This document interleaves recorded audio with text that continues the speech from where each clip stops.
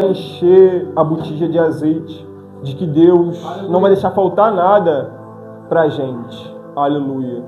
De que Deus vai fazer tudo conforme a vontade dele. Sim, a vontade dele será feita. Mas antes de a gente aplicar esse texto, precisamos contar um fato histórico. Acabe, filho do rei Ori, cometeu grandes pecados quando começou a reinar. Logo depois que seu pai morreu, seu pai Acabe reinou sobre Israel. Israel está dividido, porque Salomão, quando Acabe entra no reinado, Acabe levanta um altar ao deus Baal, porque seu casamento era político, seu casamento com Jezabel era político, e eles, fazendo esse tipo de casamento político, queriam proporcionar condições financeiras para Israel, para melhorar as questões de Israel.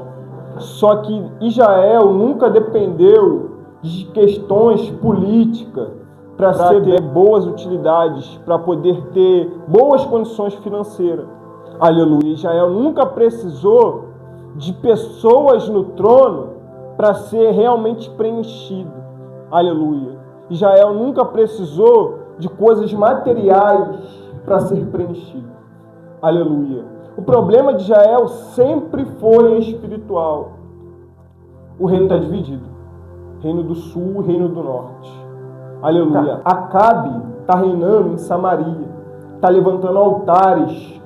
Fez um poste em homenagem a Baal. Jonathan, quem é Baal? Deus fenício, a qual o sacrifício entregue a esse Deus, as pessoas, mulheres, pai, pegam as crianças e levam para esses deuses sacrificar. Colocam essas crianças dentro da fornalha de um Deus para sacrificar. Aleluia. Pegam crianças e dão para esse Deus devorar em adoração a esse Deus. A adoração a esse Deus era pessoas se mutilar, cortar pulso, cortar a carne até sangrar, botar roupas coloridas e ficar dançando. Aleluia. Queimar incensos. Aleluia. Em adoração a esse Deus. Glória a Jesus. Só que, quando o texto relata isso, o texto afirma que Acabe está fazendo o que é mal aos olhos de Deus, e o que ele está fazendo chegando como cheiro ruim às narinas de Deus, a ponto de Deus levantar um profeta. Aqui não vai mencionar quem Elias era no passado, só que seu nome era Elias e da terra que ele veio, Gileade. Elias é levantado para pregar contra Acabe e Jezabel. A mensagem de Elias é: Acabe, durante tanto tempo, aleluia, você fez o que é mal aos olhos do Senhor. Elias olha para Acabe e diz: mediante a minha palavra não vai chover sobre Israel. Aleluia.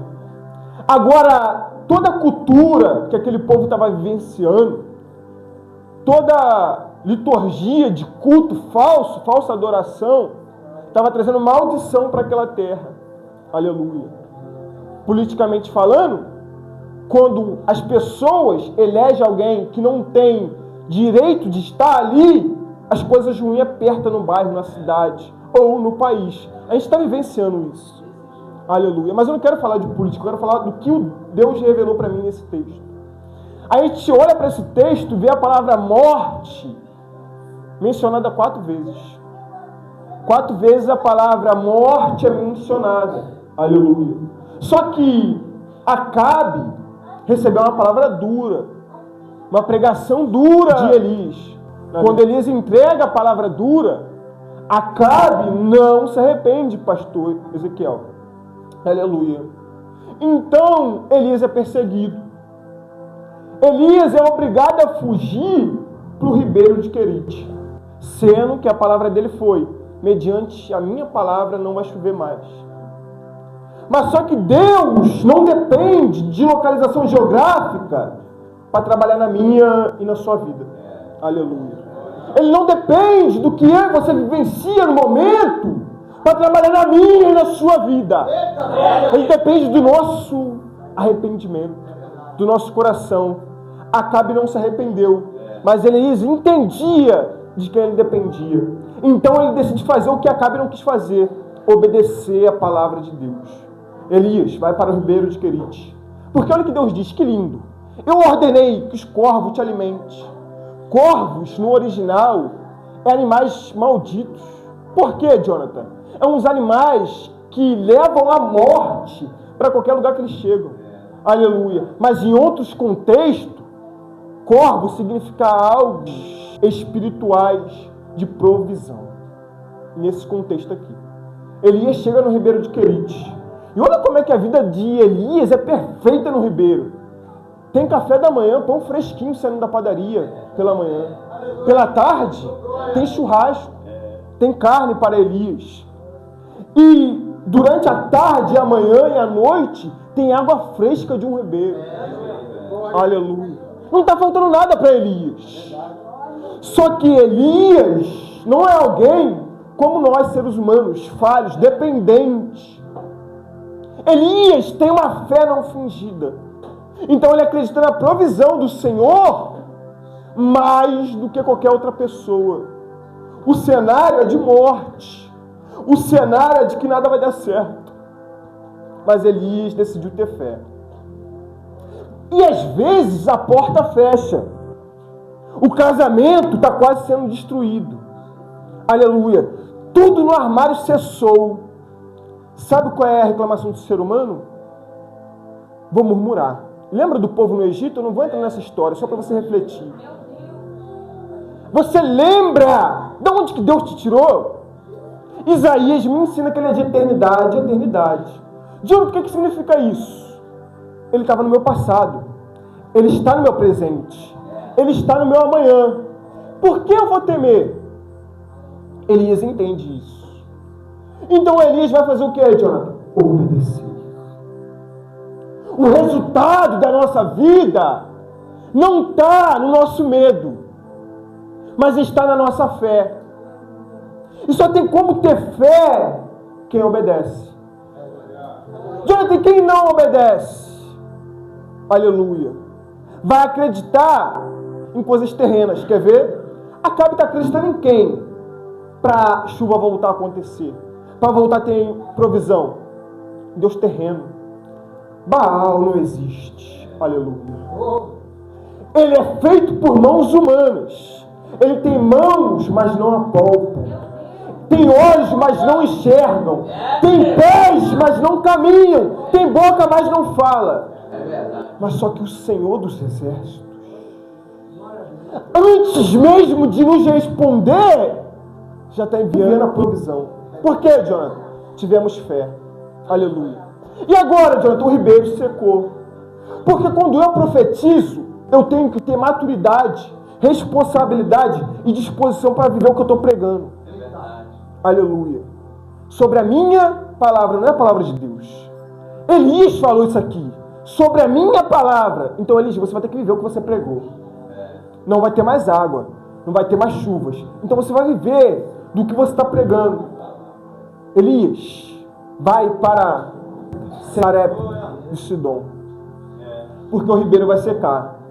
Mas como você teve fé e viveu a tua palavra, agora eu vou ordenar uma viúva para te alimentar. Aleluia, meu Deus. Só que ouvir a voz de Deus não é para qualquer um. E obedecer também não. E é por isso que às vezes não é o cenário que está ruim. É a falta de obediência do nosso coração do... Meu Deus! Aleluia! E a questão aqui era de morte.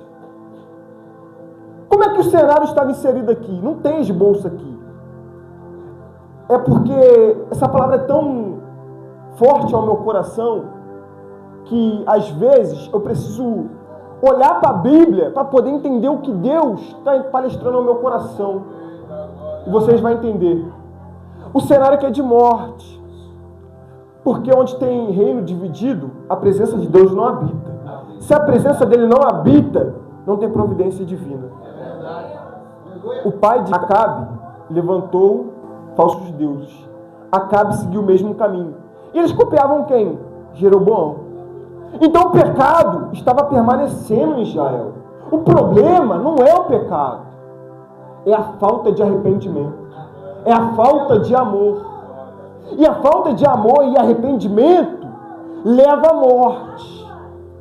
Mas pior do que a morte física é a morte a qual Jesus Cristo um dia disse: não temei aquele que pode te matar, mas temei aquele que pode te matar e jogar no inferno.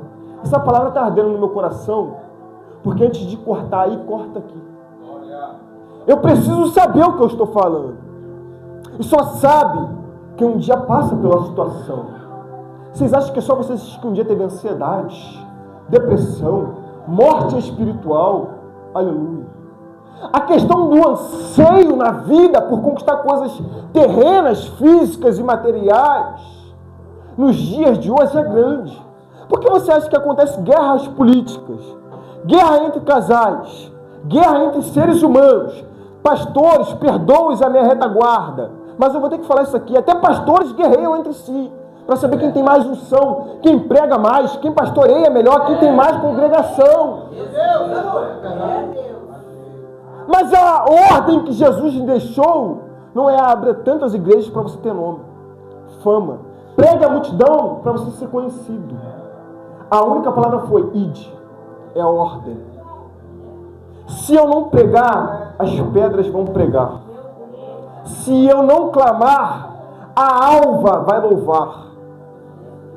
Então eu não estou aqui porque eu quero, é por um propósito maior. Ele sai de onde ele está, obedece. Todo aquele que obedece tem provisão divina. Ele chega perto de um lugar e aquela mulher está num cenário que é de total idolatria. A idolatria era grande naquele lugar.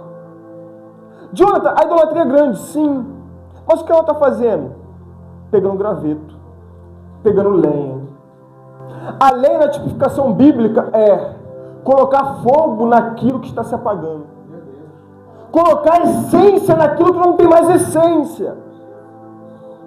Ela está correndo atrás para poder manter algo vivo. Ela não quer que tenha morte na casa dela.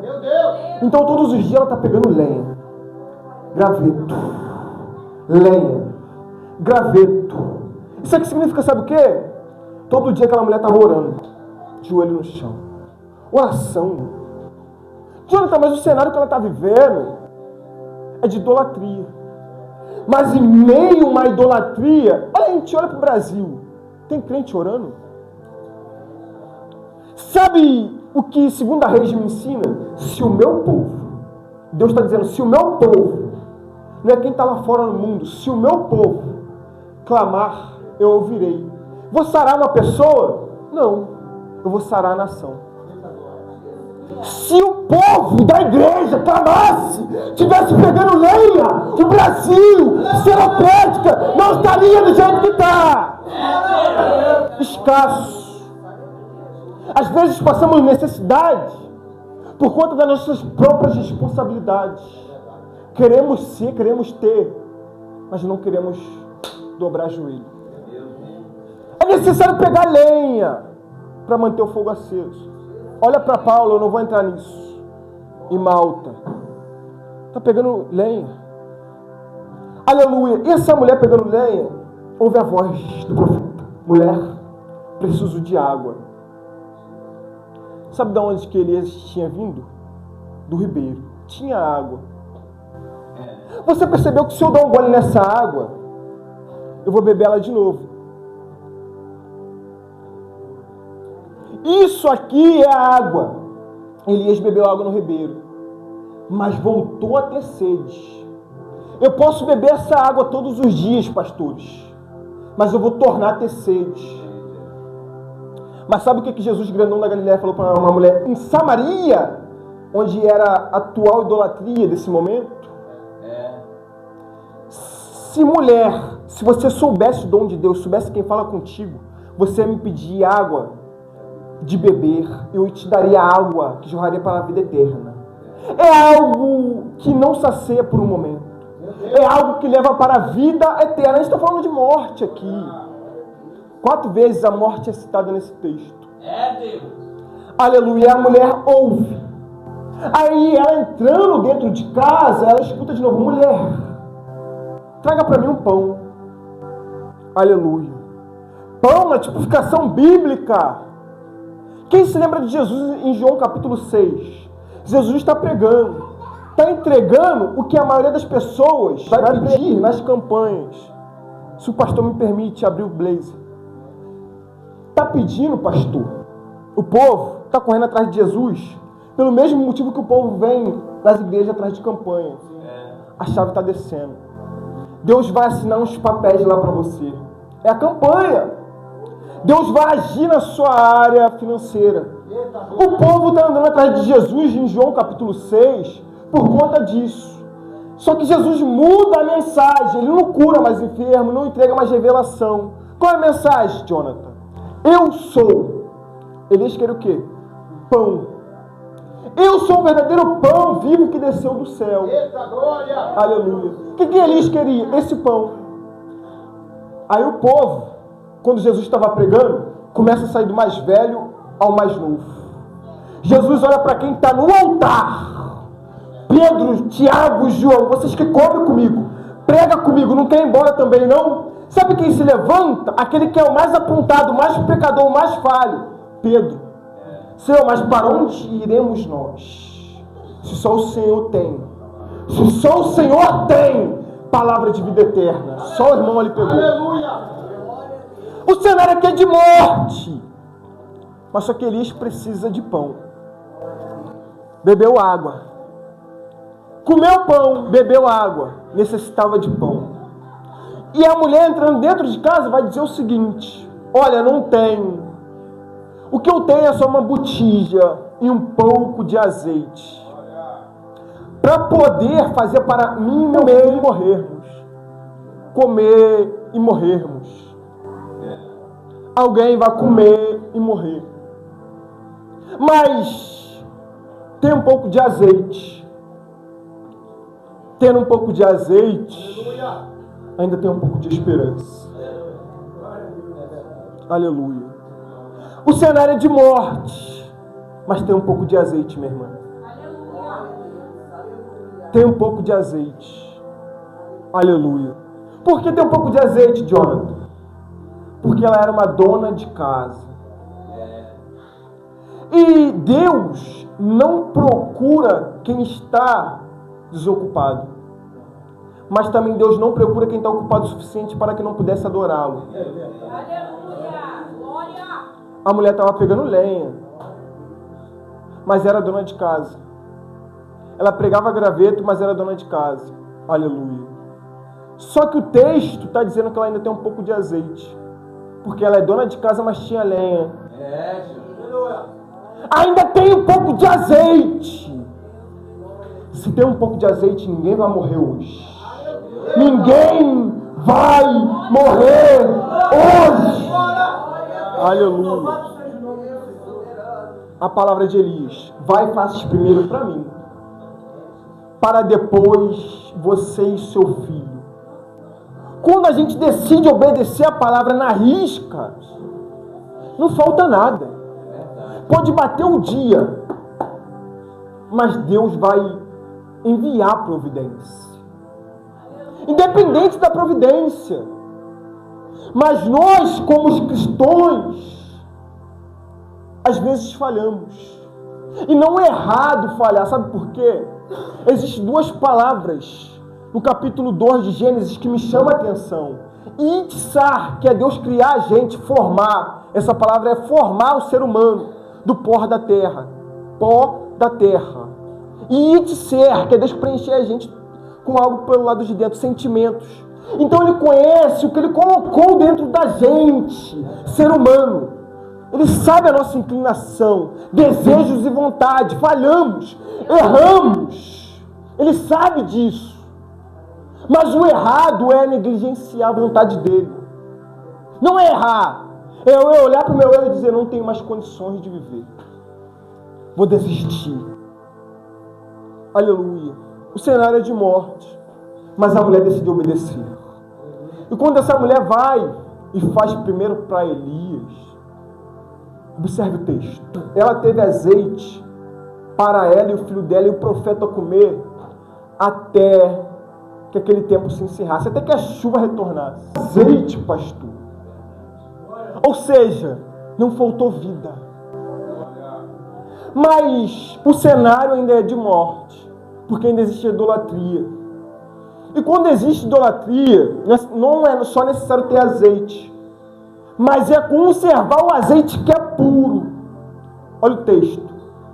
Mas só que tinha azeite jorrando puro.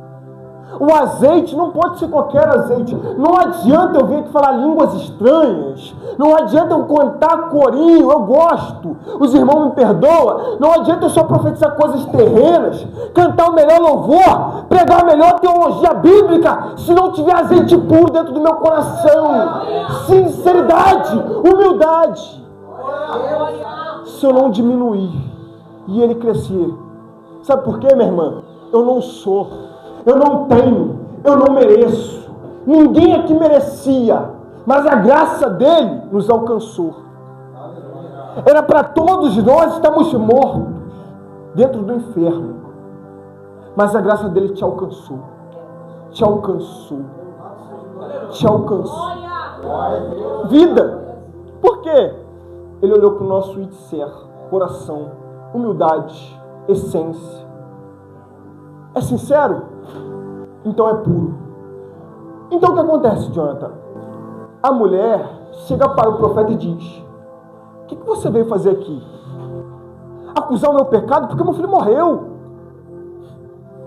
Como alguém que tem lenha, tem uma botijinha de azeite, um restante, fala que vieste condenar o meu pecado. Que pecado essa mulher cometeu?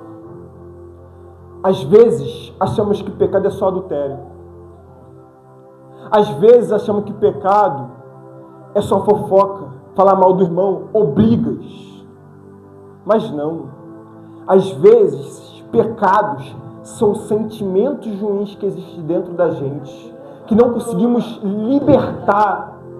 Achamos que somos totalmente convertidos, independente de anos de ministério.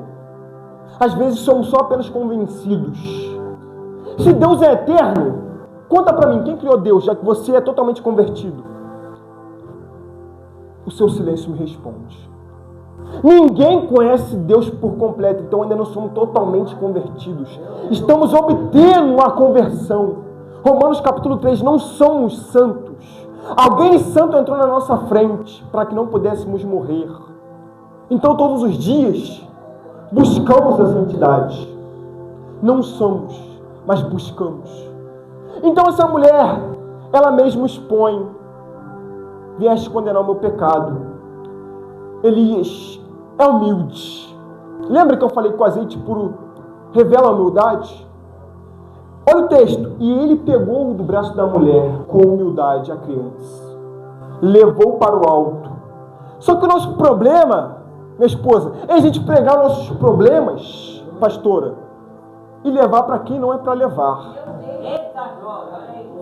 Para o irmão do lado, para a vizinha, para o pai, para a mãe, para a missionária, para a pastora, para o pastor, para o diácono, para o presbítero. O que Elias fez? Pegou o menino e levou para o alto. O quarto ficava localizado na parte de cima. Seus problemas pessoais, suas guerras emocionais e espirituais, a falta dentro de casa, não leve para parente, leve para aquele que pode te consolar e te responder. Aleluia. Só Deus pode. E agora, Jonathan? Elias está com o menino no quarto. Só que o texto é claro em dizer que Elias bota o menino na cama, deita seu corpo 3 vezes em cima do menino. E o menino, aleluia, está morto. Cheguei na quarta palavra, morte. O menino está morto. O que Elias faz? Se humilha. Queremos vida. Queremos provisão divina. providência divina. Mas não queremos, pastor, se humilhar. O que Cristo disse a respeito de se humilhar? Não, por favor, não pegue isso e aplique isso nunca. Os humilhados serão exaltados. Nunca faça isso. Mas todo aquele que se humilhar, a irmã está comigo, a expressão dela me diz, todo aquele que se humilhar, esse eu vou responder. Você tem se humilhado?